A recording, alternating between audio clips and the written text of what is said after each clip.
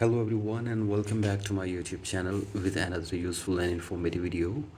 So guys, in this video I'm going to show you how to fix your payment method was declined issue on iPhone in iOS 26.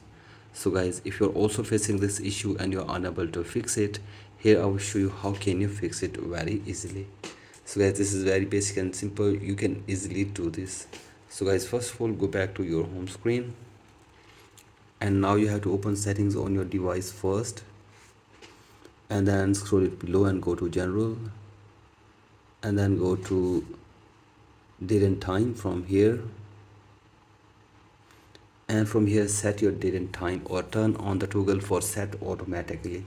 So guys, do this, and after this go back and now scroll it below and tap on language and region, tap on region and select your country or region correctly, then go back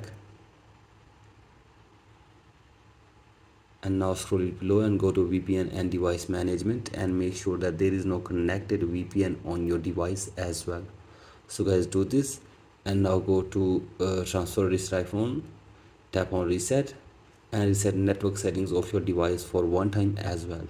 So guys, do this and check if the problem is fixed or not, and if the problem is still there, then restart your device for one time and check if the problem is fixed or not.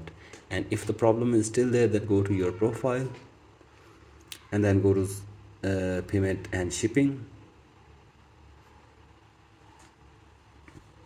and wait here for some seconds.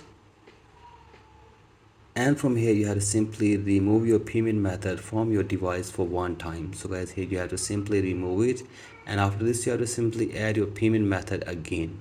So guys, do this and go to your billing address as well and add your billing address correctly as well. So guys, you can see this, you have to simply give all the information very correctly on your device regarding your payment method. So guys, do this, and after this save this information and restart your device for one time as well.